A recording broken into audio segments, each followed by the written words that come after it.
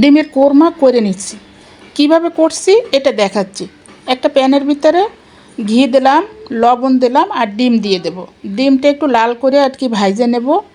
আর বাইরে বৃষ্টি হচ্ছে, বৃষ্টির সময় কিন্তু পোলাও, মাংস, ডিম মানে কোরমা এভাবে কিন্তু মানে খেতে কিন্তু খুবই ভালো লাগে। যাক, আজকে আমি ডিমের কোরমা করব আর পোলাও রান্না করব। মানে পোলাওর ভিডিওটা মানে দেই না এটার সাথে, তাহলে ভিডিওটা একটু বড় হবে। এমনি রান্নাবান্নার ভিডিও বড় হয়ে যায়, মানে আপনারা দেখতে চান না। যার জন্য ডিমের কোরমাটা আমি কিভাবে করলাম, আমার এই ভিডিওটা যদি ফলো করেন তাহলে সম্পূর্ণ ভিডিওটা আপনারা শিখতে পারবেন কিভাবে ডিমের কোরমা করছি আমি। যাক, পেস্টে আমি লাল লাল করে ভাইজে ফেলাইছি। এখানে পেঁয়াজ যে ভাজি করছি এটার ভিতরে আমি একটু ঘি দিছি আর একটু মানে রান্নার তেল দিছি। আর এখানে আমি জিরার গুঁড়া, একটু সামান্য মরিচের গুঁড়া, একটু মানে হাতে আমি যে মশলাটা তৈরি করি ওই মশলাটা একটু দিয়ে দিছি। আর আদা রসুন বাটা, আর ব্লান্ডার জারে আমি কিছু কাজু বাদাম আর পেঁয়াজ আর কাঁচামরিচ এটা ব্লান্ডার করে নিছি।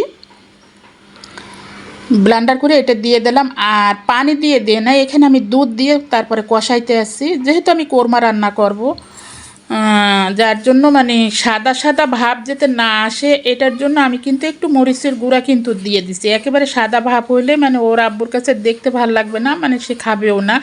যার জন্য আমি একটু কালারের জন্য একটু মরিচের গুঁড়া দিয়ে দিলাম।